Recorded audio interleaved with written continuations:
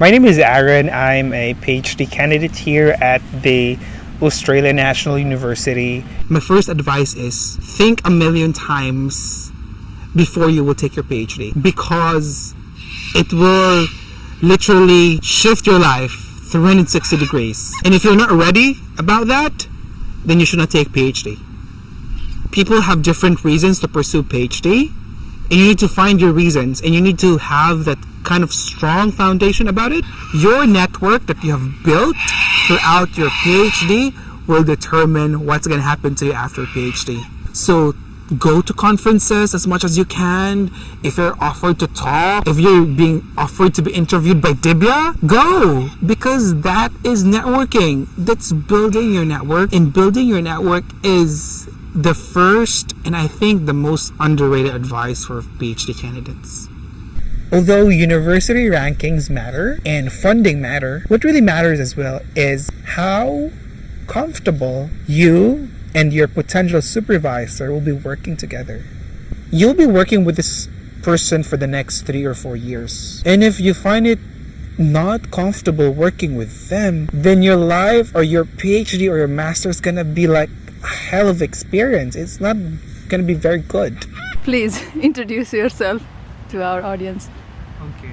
My name is Aron. I'm a PhD candidate here at the Australian National University. I'm doing my PhD research at the School of Medicine and Psychology of the College of Science and Medicine, and I'm looking into my project into the experiences of people in the community and how can we use their experiences to inform health policy, health systems, and to amplify their representations and to create some changes at the health sector in our community. Wow, interesting. Thank you. First, let's go back to your high school. Okay. How did it all start from the high school? Oh, okay. Interesting, because not a lot of people ask me about my high school years. I'm from the Philippines. So I'm a Filipino who is doing a PhD here in Australia in ANU. And in the Philippines, I was still part of the previous generation who did not undergo senior high school. So I did not undergo senior high school in the Philippines. So I had 4 years in high school. So typical high school in the Philippines have all subjects and courses. Dibia asked me earlier whether I took some sciences before courses in high school, and yes, I took some sciences. I remember I took chemistry, biology, and physics. I remembered that physics was at the last year, on the senior year. I love it. I think there's a lot of math to it, and so that's my experiences, but none of it was really related to my current program here in ANU, nor my undergrad degree in college. And also my master's is also not related to my high school experiences, which is weird, but very interesting enough. Yeah, now let's go to your undergrad. So my experience again from college is that mostly in the Philippines, a lot of us are coming from working class families, and going to university is a bit challenging economically. So I need to work to go and to send myself to the college, to a university. So I've been a working student for I think 3 years. So I did attended courses, and at the same time I'm doing some student assistantship works in the university. So if it's very common in the Philippines to see staff in the library, in the computer laboratory, and they're also students, because that covers their expenses in the university, like tuition fees and stuff. So yeah, I'm really grateful that because of that opportunity I was able to finish my undergraduate degree. So I took psychology as my undergraduate degree in the Philippines, and to be honest, it's what's the perfect word to describe it?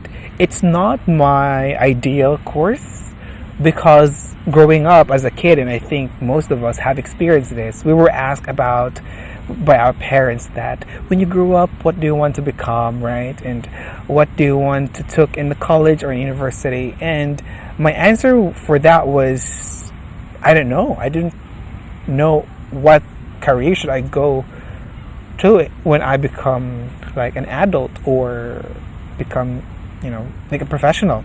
But I was thinking probably I'll become a teacher. But when I enrolled in the university, I didn't took education first.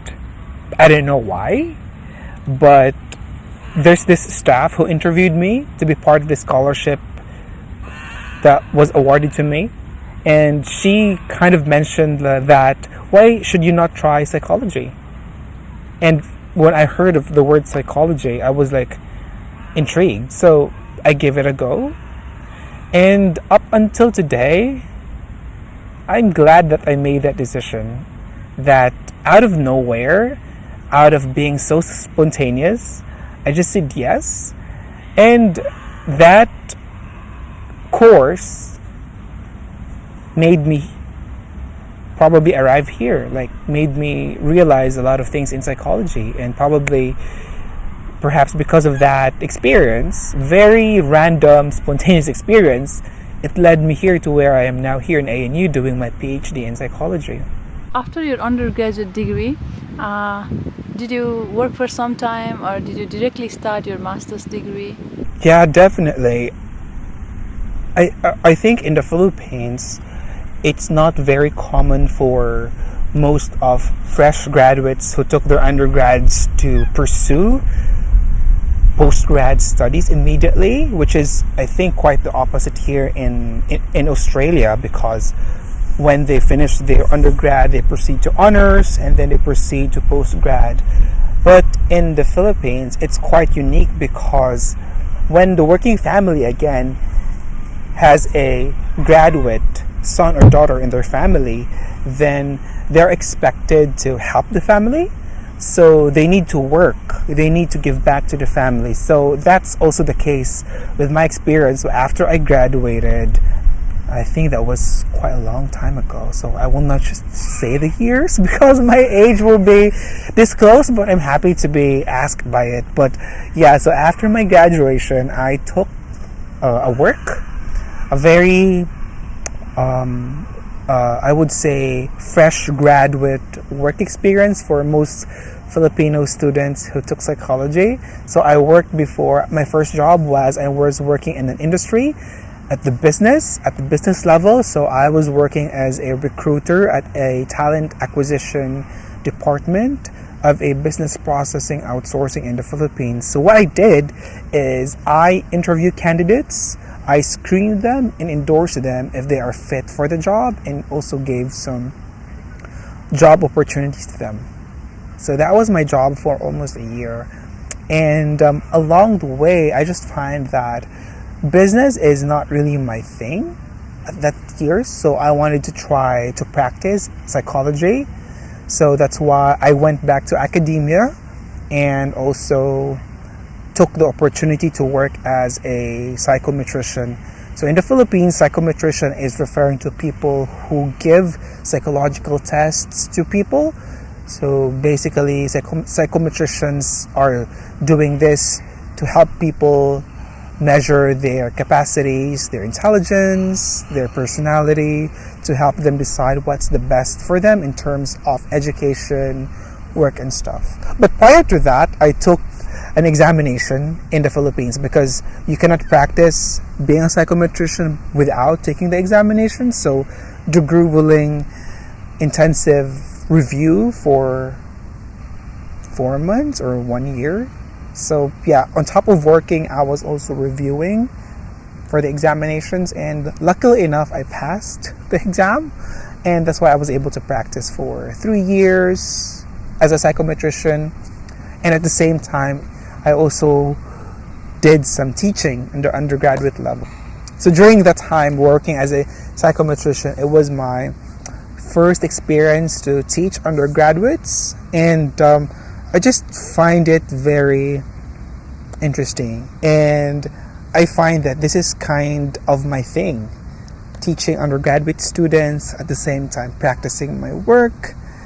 So yeah, those are my formative working experiences in academia after I left the industry. So industry and then academia, doing some teaching, some practice. And yeah, that's basically my experience after my undergraduate degree. So many experiences, right? Experienced person. Yeah, I think it's really the best thing that really made me who am I today and where am I today, because I had those experiences. And because in psychology, I'm not so sure with other disciplines. In psychology, it's a very non-linear career path, because when you took psychology as a course in undergraduate, you're not expecting to become, for example, in other disciplines. For example, if you took social work or nurse as your undergrad, you're expected to become a social worker or a nurse, right? But in psychology, it's not. So there's a lot of possibilities in terms of careers and choices, and oftentimes, or people doesn't have the capacity or the chances to explore those stuff. But in my case, I had those experience and opportunity to explore what I want. Okay, so let's go to your research experience in your master's degree. Yeah, definitely. What's really, I would say, interesting, because during my work in the academia as a teaching undergraduates and doing some psychological testing and assessment, I just found out that my work is quite limited in terms to what really is in the field of psychology. So that's why I enrolled in master's in graduate programs in clinical psychology in the Philippines again. So I took that master's program so that at the end of my master's, I will become a psychologist. So I need to take again the examination, and after that, I will be called a psychologist to practice. So I took it, and I had a chance to, I think the graduate programs in the Philippines is quite different, to be honest, compared to Australia and other countries. It's very similar to the post-education system in the United States. So a lot of the people doing their masters and even their PhDs have a lot of courseworks. So in my masters, I remembered, I think I finished my coursework for 2 years for my masters, and I also did some placements, internships, and also did my master's thesis for a year. So all in all, that was 4 years. So it's like a PhD actually, but it's not, it's a master's program. So along the way, I realized that my initial research interest was really geared towards the traditional psychology thing. So people talking about mental health, mental illness, things that would make people stronger and be able to bounce back from challenges such as resilience. So those were my initial topic of interest. But later on, as I mature as a researcher and along my masters, I realized there's a lot of things going on in the community, like problems in the community, especially for people in the community who are identifying as LGBT, or people who are part of the indigenous community, or people in the general public are experiencing a lot of challenges. And I think a lot of it is coming from the structural, social, and even political and cultural factors that underpins this kind of marginalization of people. So that helped me to develop a idea of research. And I think along the way as well, I was able to meet a lot of people in the community. So I started volunteering in my home country. Specifically, I work as a volunteer in Advocates. So Advocates is a non-government organization in Cebu, Philippines, where they provide sexual health, education to the community for free. So what we do is we go to the community doing some testing, education, and I saw that the problem is people are having hard times with their health and with their lives because of how the society is treating them badly or negatively, and those kind of things happening to them restricts them from accessing healthcare.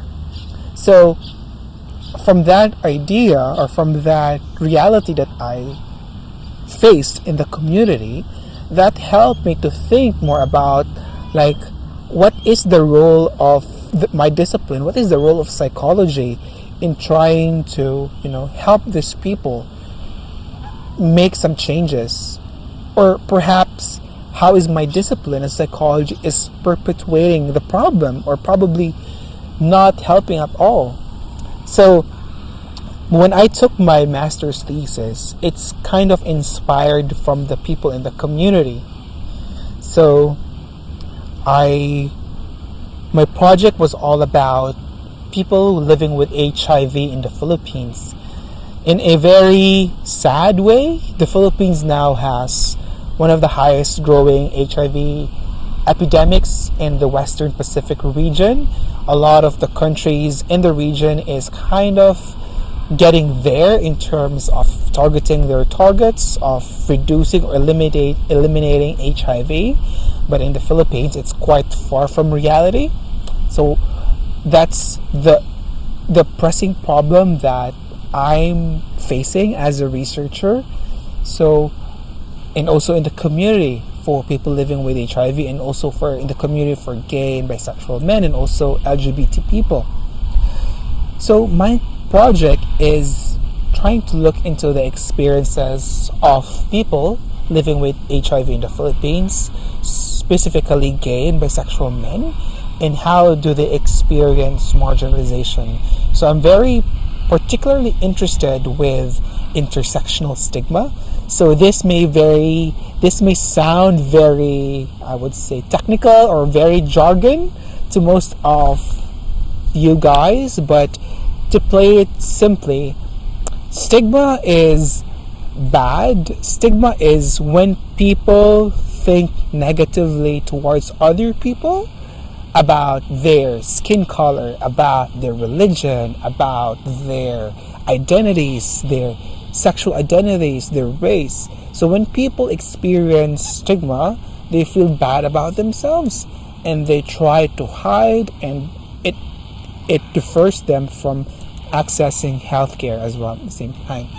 What I mean by intersectionality is a way of thinking that we as people are coming from very complex and very diverse backgrounds. So people are coming from different races, different sexual and gender identities, different social class, for example, different religion. And sometimes certain groups of people have more experiences of marginalization brought by their different identities. And this kind of overlaps makes it more difficult for people. So that's why it's called intersectionality, because it is the overlap of things. And intersectional stigma is the overlap of stigma.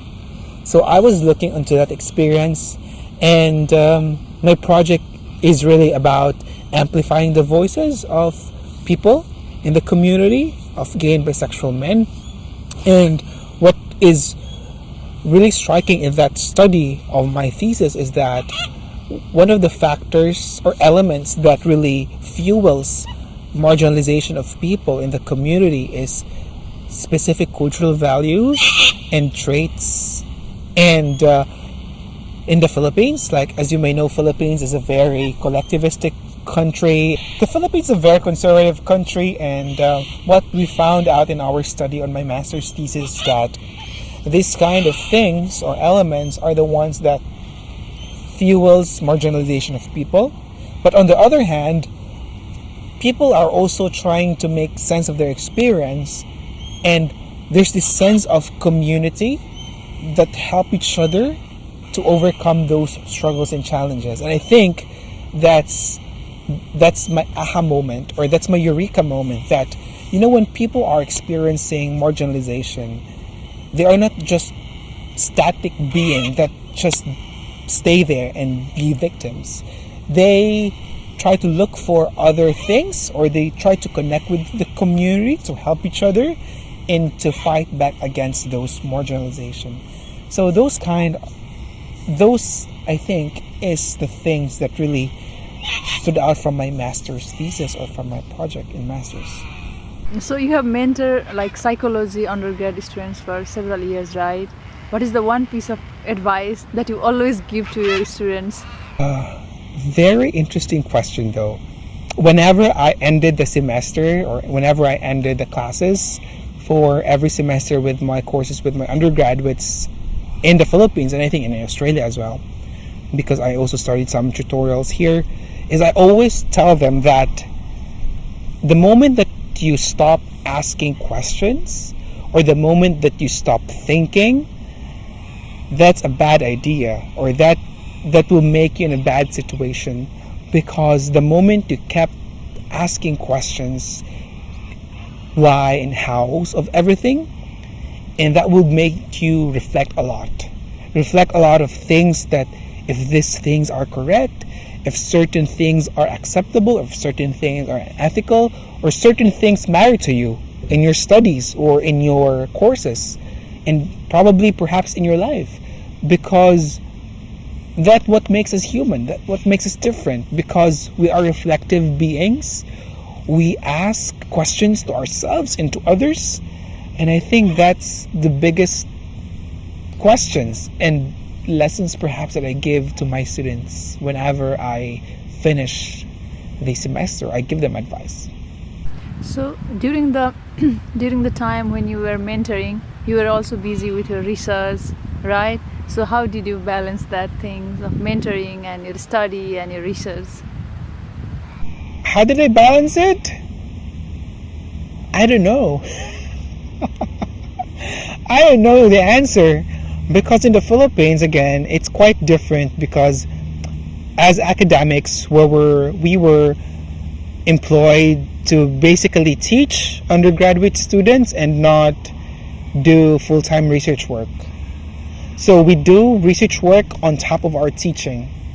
So we were teaching a lot of courses at the same time. Like, I remember last when I was in the Philippines, like, I think I have 8 courses, and in each courses I have 30 or 40 students.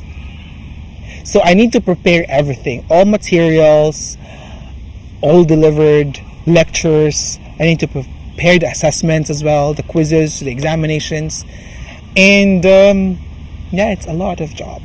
So was that mentoring also part of your like masters, or? No, it's different. It's a full-time job. So I'm also doing full-time work, and at the same time I'm a full-time master student. Okay. So yeah, so what's the typical schedule is that I work from, I think my earliest class before was 7:30 a.m. and I finish probably 6 p.m. and then I attended classes from 6 p.m. to 9 p.m. Oh, night classes. Yeah, night classes. So most of the time, masters and PhD students in the Philippines are also full-time employees. So that's why courseworks are done at nighttime. It's either 6 p.m. to 9 p.m. or on the weekends. Full day classes on Saturdays or Sundays. So that's about your masters back in the Philippines, right? Yeah. So how did you decide you want to move to Australia and like go to ANU for your PhD? Let's hear that story. Oh my God, this is very interesting and very recent experiences. Remember when I told you about when I enrolled to masters to become a psychologist, right? And here's a plot twist. I did not took the examination and did not become a psychologist, because there's this eureka moment again. It's this, the thing that happened is that when you wanted to become something in the future, you should take this ABC steps, right? But what happened to me is I took the ABC steps to go to path A, but instead of going to path A, I went to path B. So what I mean by that is my experiences in the community, my research, my master's thesis I think led me to pursue a PhD program here in ANU, because my research work, my community work, my experiences in the community is something that is not aligned with my goals and values to become a psychologist. Because, not to say bad about psychologists, because we are basically trained to focus on individuals strengths, individuals, let's say, mental health condition. But my experiences with my master's in my research is that there's beyond individual levels or individual diseases or conditions of people. There's this whole structural issues going on in our society and the community that makes people sick. And I wanted to explore in that area rather than focusing on the individual. And that's why it led me here to do my PhD and not becoming a psychologist, but becoming a full-time social science researcher. So I'm not identifying myself as a psychologist, but rather as a social science researcher, a social activist, for example, because I wanted to amplify the voices of people in the margins, like people with diverse sexual identities and people with diverse backgrounds. I wanted to be one of those channels to elevate and amplify their voices, and that's why it led me here to do a PhD in ANU. Remember when I wanted to become a psychologist, right? I took the review, like the reviewer classes, and along the way I feel that there's something wrong. Like, my gut feeling is that telling me not to take it. And what I did is I withdraw from my classes and focus on the PhD application. So I already filed the paperwork to take the examination, but all of a sudden I just feel that, because I'm a very intuitive person, and if there's something wrong, I always trust my gut feeling. I do the same. Yeah, so something is off. So it's like, no, I need to stop and I need to just focus on one thing. And I'm glad that I did that, because it maintained my sanity and my mental well-being at the same time. So I already have a specific or very niche topic in mind for my PhD project. So I'm looking at people in the community, LGBT people, gay and bisexual men in the context of HIV service. So I wanted to focus on that more. I wanted to look into the role of community in amplifying the voices of people in the margins, right?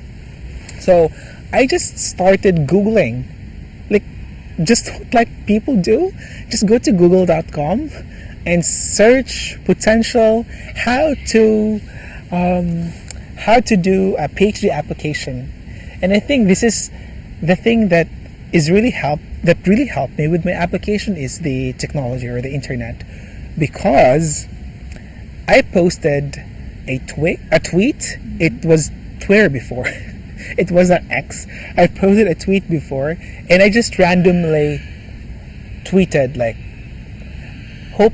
I'm looking for a potential PhD supervisor. Do you have any tips on how to write a letter, on how to connect with them?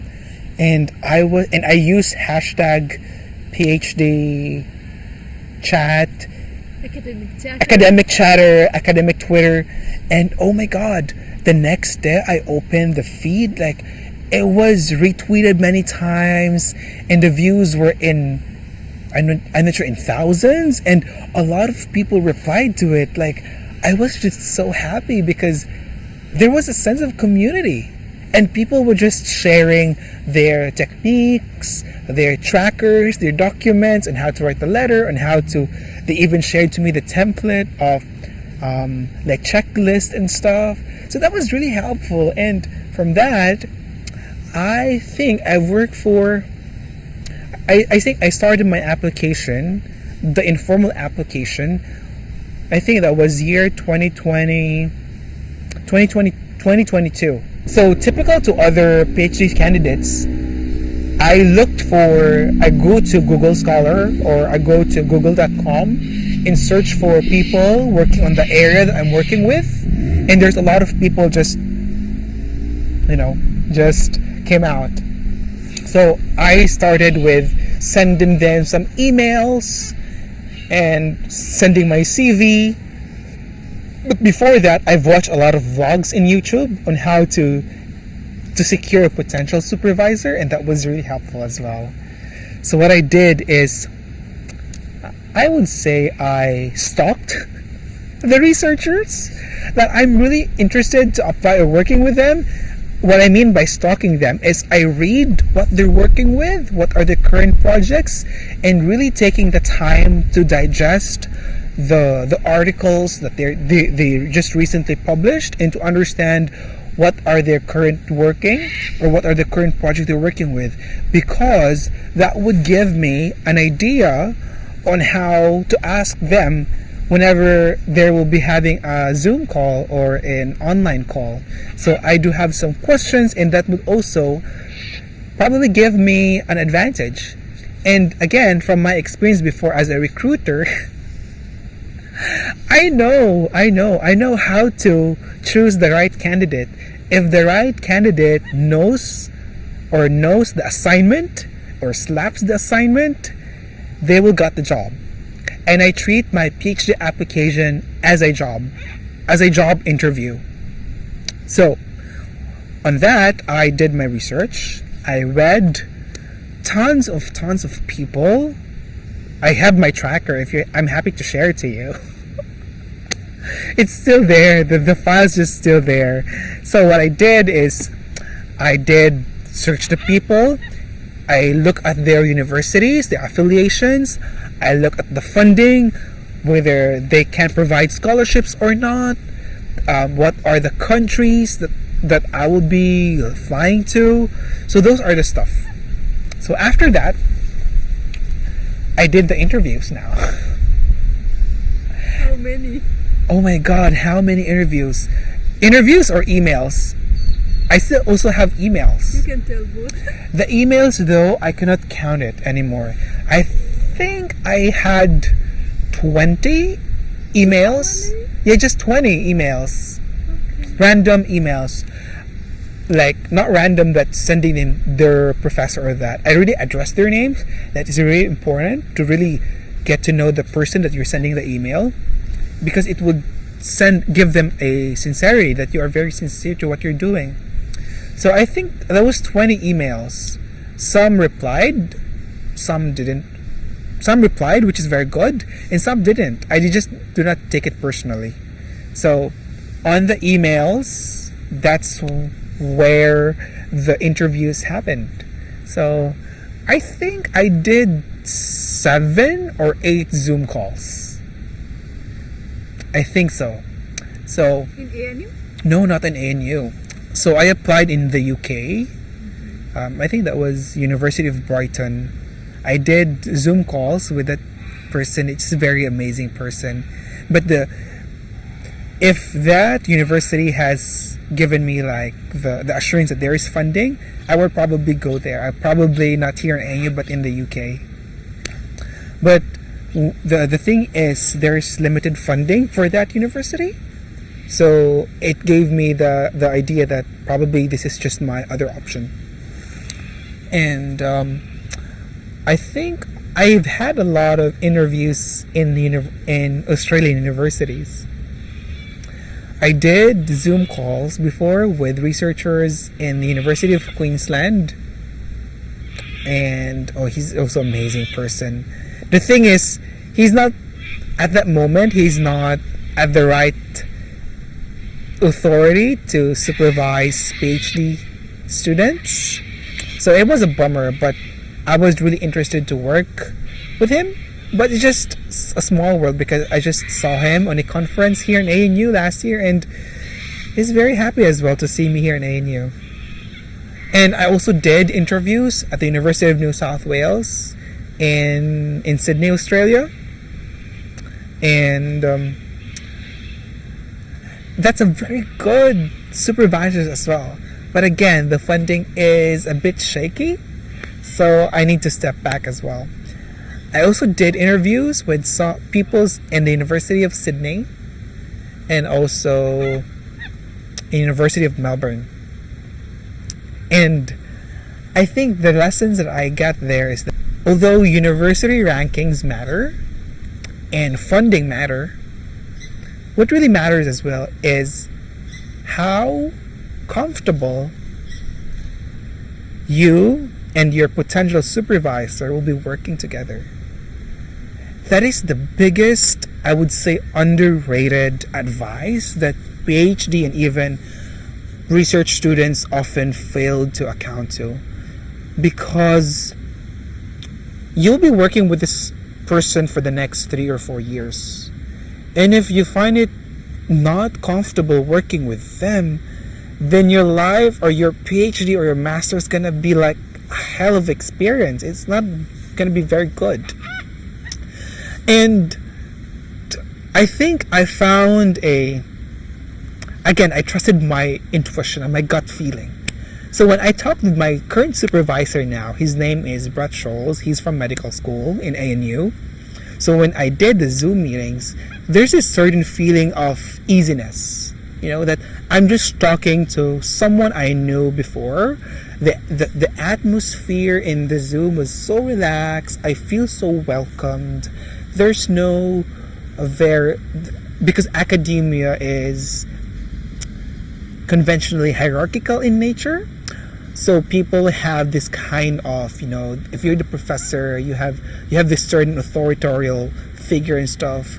But when I talked to my supervisor, we were just colleagues and peers talking about research ideas and those kind of thoughts. And I think we clicked away. So there's that certain connection that I see myself working on this person in the next few years. And I think that's the reason why I decided to pursue my PhD here at ANU, because I found the supervisor that is the right fit for me, the right fit for my project, and the right fit for my PhD goal and project. And of course, it's also in ANU, but if it's in other universities, that would be also okay. And at the same time, there was funding. And I think my supervisor really was very helpful with the funding, because initially, I did not get the funding in ANU. So, but really happy because we need to work on it. My supervisor worked over it. And I just applied again. And I got it. Me too. I didn't get in the first try. Oh, I see. It's my second attempt. Mine was the second attempt. Yeah. Like next semester. Yeah. So I did not get it on my first attempt. So I emailed ANU like, I really don't have the capacity to finance my PhD because of this and that, of XYZ. Do you have any recommendations on what should I do? So they told me that we could probably try for the next round. And I just applied for the next round.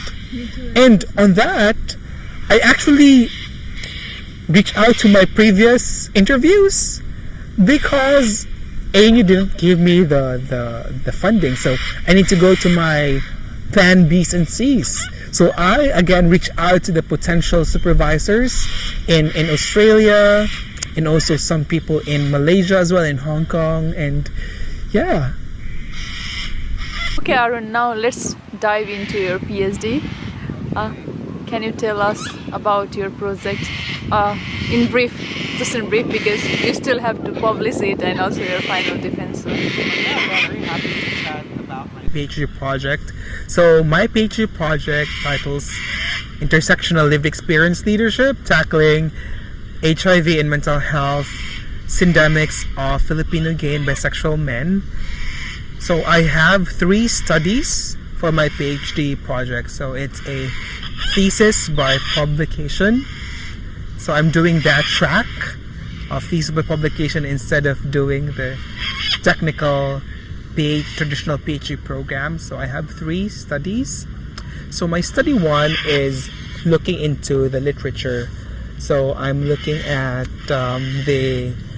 I would say the studies related to the topic of lived experience of people, of gay and bisexual men, in relation to HIV services and care. So I'm on that right now. I'm on the write-up. I just finished the data analysis for my study 1. So I'm looking at, hopefully I could finish the manuscript for possible peer review this June. So yeah, I'll be submitting it for peer review hopefully this June, and I'm really optimistic it to be published by the last quarter of this year, or probably the first quarter of 2026. And my study 2 looks into the role of stigma, intersectional stigma, towards HIV and mental health of Filipino gay and bisexual men as well. So this is a cross-sectional survey to be conducted in the Philippines, and I'm on the ethics application for that. So we just received feedback from ethics, and we're just working on their feedback, and hopefully it will be submitted. And then after the ethics will be cleared, I can start with my data collection for my study 2. So my last study, my study 3, is a qualitative study.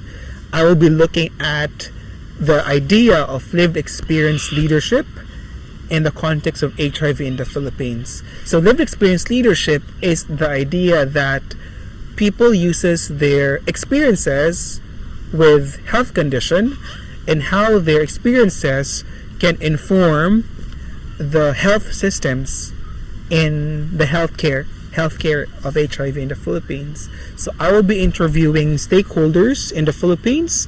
That will be including communities, volunteers, LGBT community, healthcare workers, doctors, nurses, even people at the government level, because the government level or the government policymakers are the ones who are drafting and making changes of the policies in relation to HIV. So I am planning to draft my ethics application by probably June this year, and hopefully I'll be able to secure my ethics on the 3rd or 4th quarter of 2025 this year, and hopefully to be able to gather my data on the last month or last quarter of this year. So my overall goal or my timeline is for this year 2025 is my data collection, and my year 2026 is the write-up, the analysis part, and hopefully by 2027 I'll be able to submit my thesis. So while collecting data, how do you ensure that the voice of the marginalized people are authentically represented in your research? Yeah, that's a tricky question and a very difficult question, because in our field a lot of people are claiming to involve meaningfully the experiences of the people in the community, where in fact they were just asking them questions and not really involving them.